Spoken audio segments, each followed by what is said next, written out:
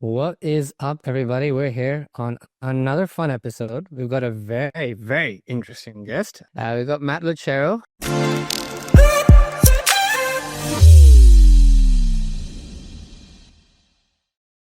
$0 to $1 million a year is just sales and marketing. Yep. Because you don't even know how to improve your product until you talk to people. Matt runs a very, very, very successful agency. One of the best performers that we've got on our platform as well. I want to win big. I want to try hard. I want upside. I want to be able to grow. Whenever people really need help and we want them to rescue their campaigns and go from 0 to 100, we introduce them to Matt. Learn a skill. It'll take you a couple weeks. Get halfway decent at it. You're not going to be able to actually get good at it unless you do it. The stuff that saves like not an hour a week, but like 40 hours a week or 20 hours a week is people and good people. What is up, everybody? We're here on another fun episode. We've got a very, very interesting guest. The mustache is way stronger than mine is. And he stands a good 7 feet tall for those who don't know him. We've got Matt Lucero. I say that Cero because it's Italian, I believe. So. Yes, sir. There we go. And Matt runs a very, very, very successful agency. One of the best performers that we've got on our platform as well. Shares some valuable feedback, and he's actually what we call as a certified partner. And what I mean by that is whenever people really need help and we want them to rescue their campaigns and go from 0 to 100, we introduce them to Matt. And Matt is the doctor of outbound. He fixes it, and then they're happy and we're happy. So you want to pay attention to what Matt says. All the office hours and stuff that we get Matt on are the highest engaging ones that we got, because Matt's copywriting and just in general sales and outbound techniques are honestly some of the best in the market and shows with his success. So Matt, very quick introduction about yourself would be fabulous. Yeah, thank you so much. That was a very kind introduction. My name's Matt. I'm 23. I send emails. And yeah, I would say that's a good start. But super excited to be here and super excited to chat. Yeah, That's a good start. All right, easy. Cool, man. Well, look, we're gonna keep it nice and spicy for 15 minutes and kick off with some awesome questions as to how people can learn about you in terms of how you built Anevo to where it is right now in a very, very, very crowded space. How you stood at that's different from everyone else and what's unique to you, and how people can be unique to themselves. Cool. Sweet. Mm-hmm. So let's go back to the beginning. Most marketers would generally double down on more leads or bigger budgets, or even better targeting. You chose to flip the entire business model on its head.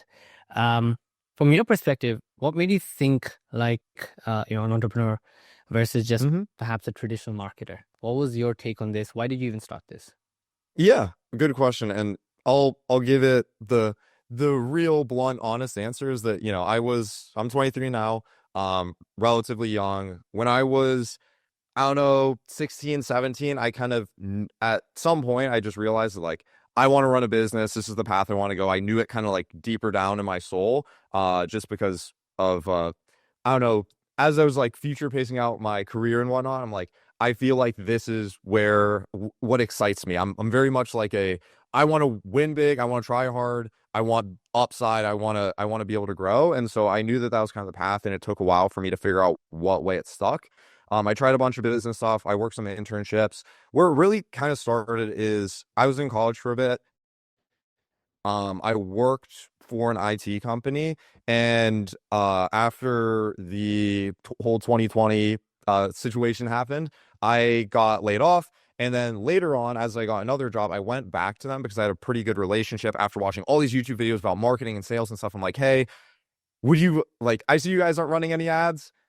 Do you guys want to be running ads? And they didn't respond. And then I texted them again, and then they're wonderful people, and I convinced them to do marketing stuff is where it kind of started.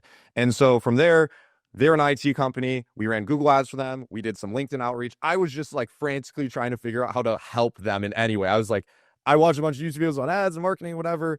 And that led me to email, and that led me because they had fixed budgets. They couldn't exactly give us $1 zillion because I was just a 20-year-old kid begging them to basically work with me.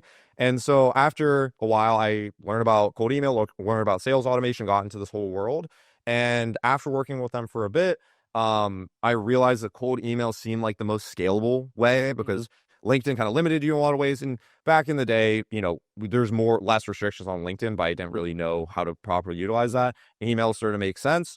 And after that experience, I was able to get some wins on the board. They got a deal from us. They said that their sales rep that worked with them for 2 years couldn't get them a deal because IT is very competitive and whatnot. And then that led me to all these cold email universes, ended up paying a lot of consultants and whatnot. But that's where it kind of all started. It was out of desperation and like a hunger for wanting to start a business and a little bit of begging and pestering my old boss. And that led me to cold email and, the lots of stuff in between. But that was really the start of everything. So, No great journey starts without a little bit of begging, so you should be good. yes. That's good, man. All right, that's awesome. So you sort of answered two of my questions over there that I was going to go towards, which is to sort of figure out how you went from, working with the IT company to drive some revenue to then build your own thing. I guess proof is in the pudding. If you show them you could do it, and you kicked off your first client, and landing your first client was pretty much just, I guess, you owned off, you found people who you had some sort of relationship with. And I think Hormozi speaks about this as well, which is you don't need to start looking somewhere outside. You can start with the warm leads, just people you have in your own contact list. Reach out to them. And if you can't sell to them, maybe you want to start reflecting before you start selling to complete strangers. So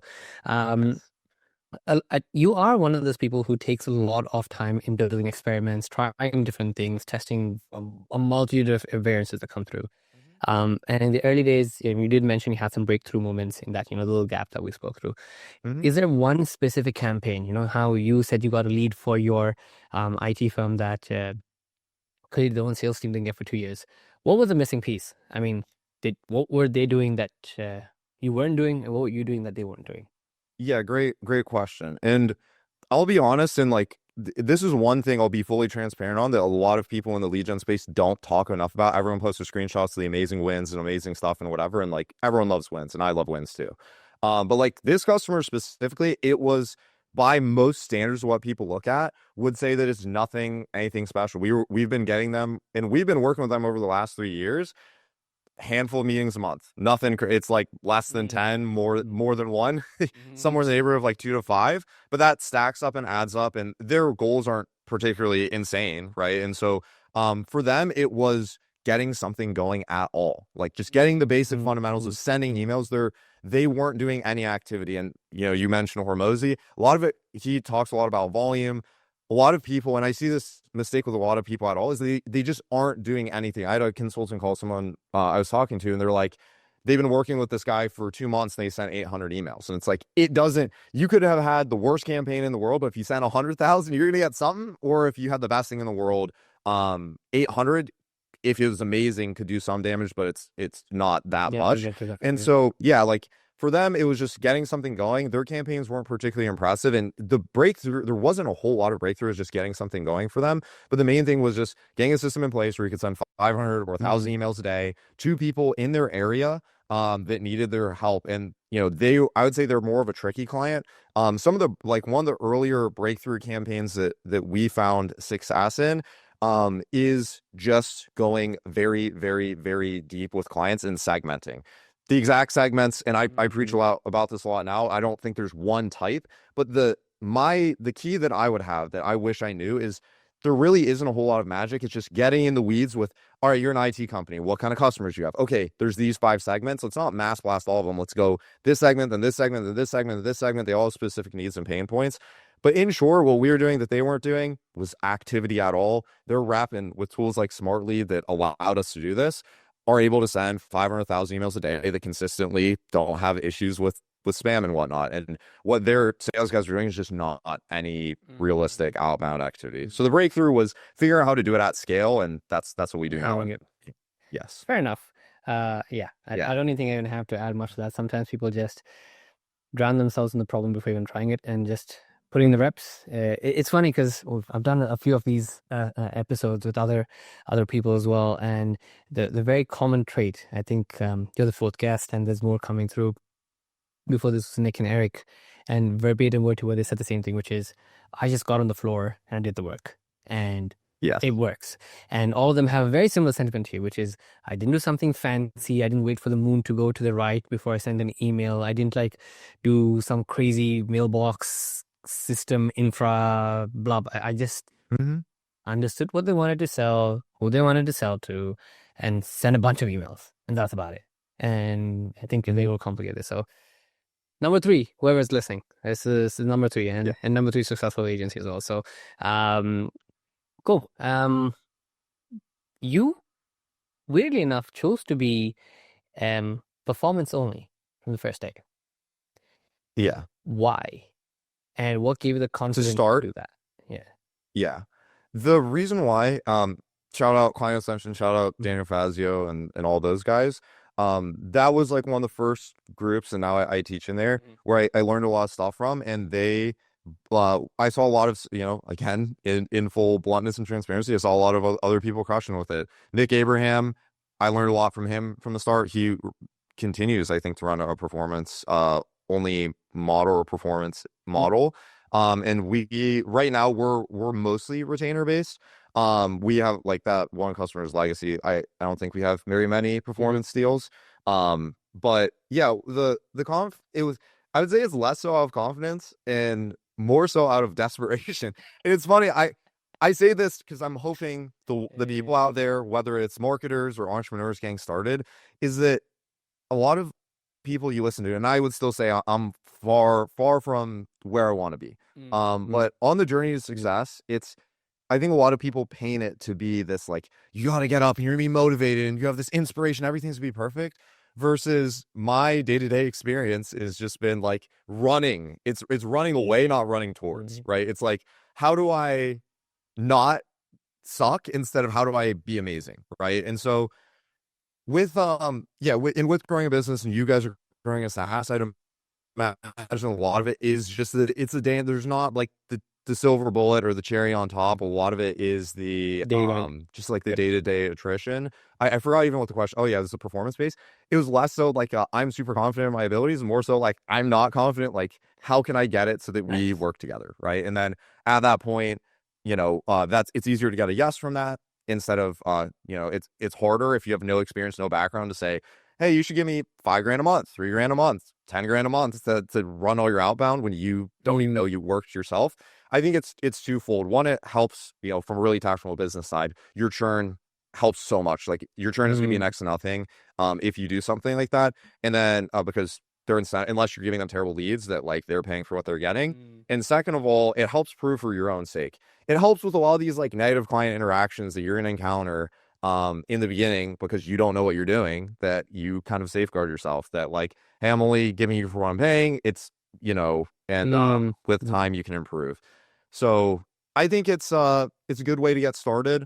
I think with time, if as you're scaling, there's issues arise about like margins and profitability and stuff like that. Like still our job every day is like maximize meetings we book.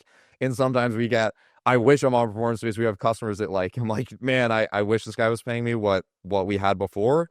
But again, to make it as unsexy as possible or true, like I'm not trying to paint some amazing vision, like I'm the genius or whatever, but I think it was more so just like trying to get people to say yes. And it's a easy way to get people to say yes. So I feel like, yeah, I really don't have much to add to that because this is again, it's so repetitive to what everyone says. And to your point, when someone asks, hey, what worked with SL compared to the other business, I always struggle to give that answer, not because of ego or whatever. Like I did the same thing. It's just I did more of it, but I did the same thing. You just have to keep pushing at it, and you need to find, to your point, the lowest barrier of entry to get your foot in the door, and then go through. So I think it's funny because what we perceived as confidence, you were like just desperation, but it actually turned out to be the exact opposite for you, where people are like, oh yeah, if you can back yourself, then we're good. That's awesome, man. That's awesome. And real quick, not to deviate on this too much, but like even to your point, it's like maybe not a whole lot changed. It's you leveled up as an entrepreneur, as a person. Like I know in your past, and you've managed teams before, and you've done a lot of things before. Like you've been doing this for a while. Even this wasn't my first venture. Like I've had failed businesses. I would go store to store, doing liquor tastings and like begging people to like do that. Like I was trying to do alcohol distribution to like I was trying anything. I was drop shipping. I was doing so many failures, and I don't think it was like the business model worked. I think it was that like I leveled up as a person and like had all those skill sets, and I think the same could be said for you too. Yeah. I think you become more shameless after each failure, to a point where you realize how shameless you need to be to make it work. So I'm with you on that part. Yeah. Um, cool, man. Just two more spicy ones for you. Yes. What was the first major operational challenge you hit when you realized you needed to systemize everything? Yes. Great question. The first challenge, I think the first challenge was after I had a few dozen customers, um, it was just getting work. I'd say a lot of the operational challenges are less about systems, more about people. I think in the beginning, I thought that there's some magic, Zapier, Make, Mm, automation. Those things are amazing, right? Those systems and tools or whatever.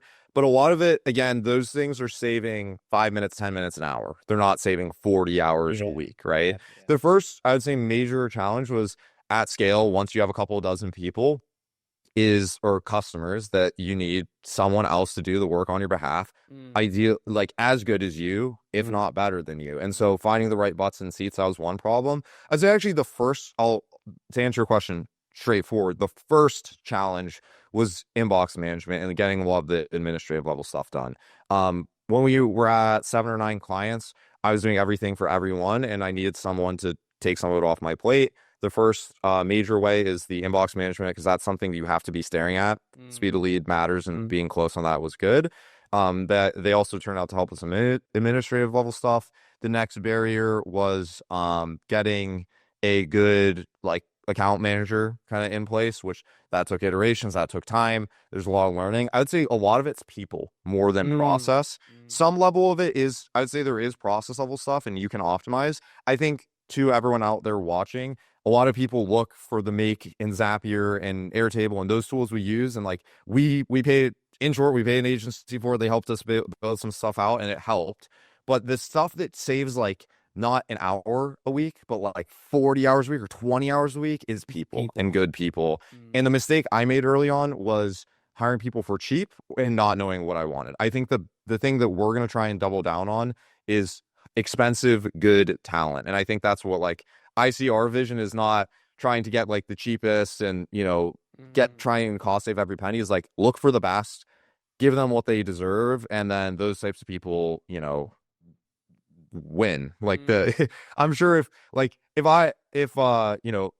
I hired you or you hired me or whatever, like there's just people out there that are just so good at what they do and trying to find those people and then train them. And then yeah, it was a whole experience of like systemizing what we do and trying to break it down to smaller steps. Right. I'm gonna steal that quote. That's awesome. It's at automation save 5 hours, people save 40 hours. That's actually a very, very good.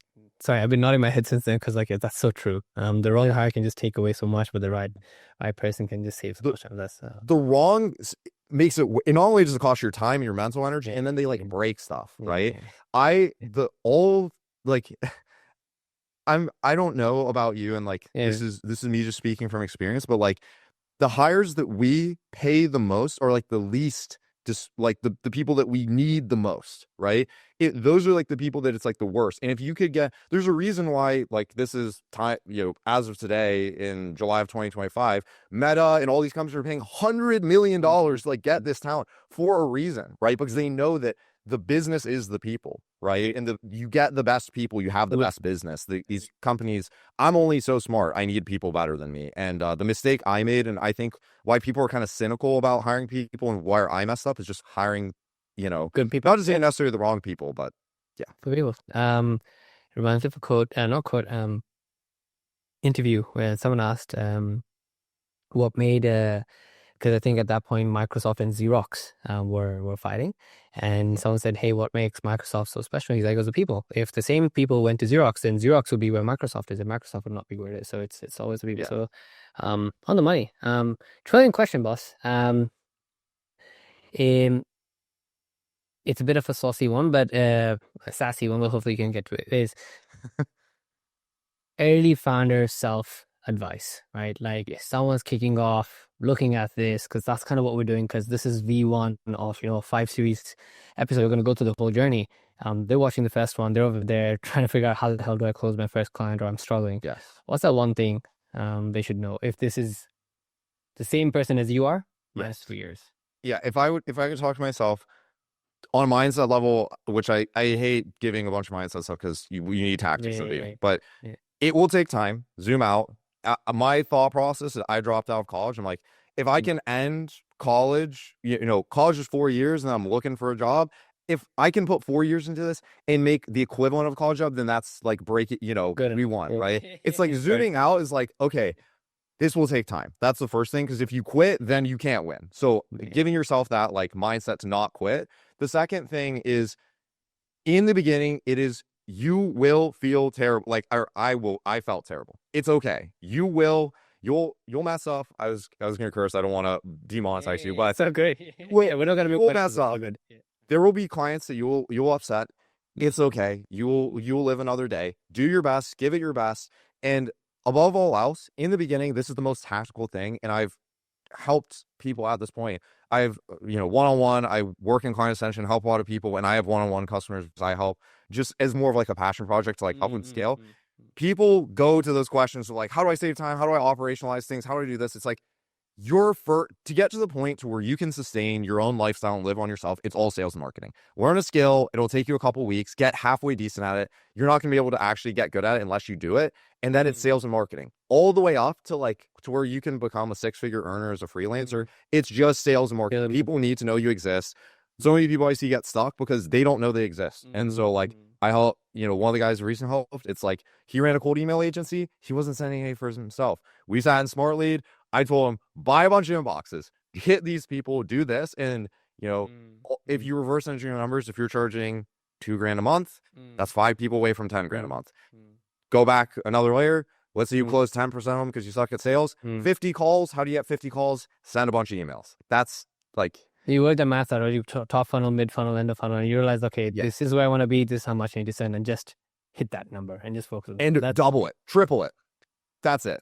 If you do that, and by all means, I'm telling you, you need to have a good product, and all these things will become important. And but like, you need to get in front of people, and to do that, you need to.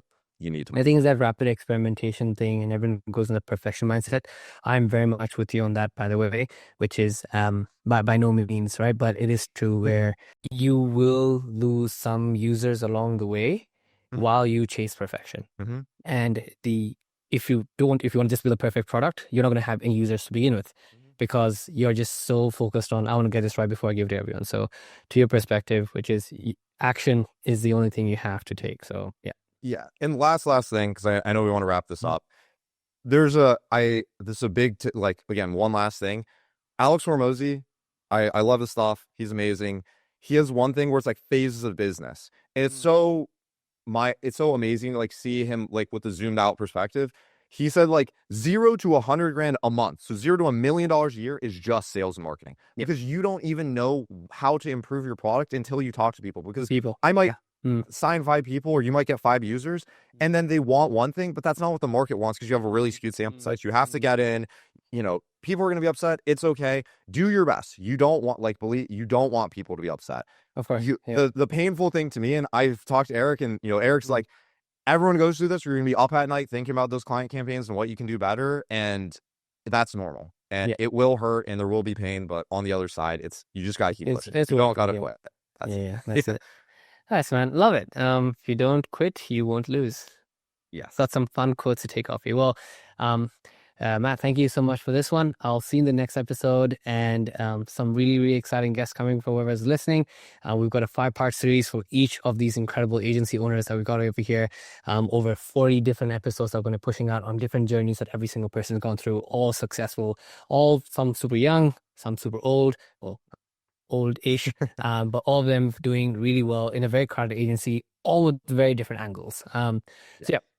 We're going to keep going through this, but you want to reach out to Matt. All the links will be in the video description below, and I'll see you on the next one. Cheers, Matt. Thank you so much.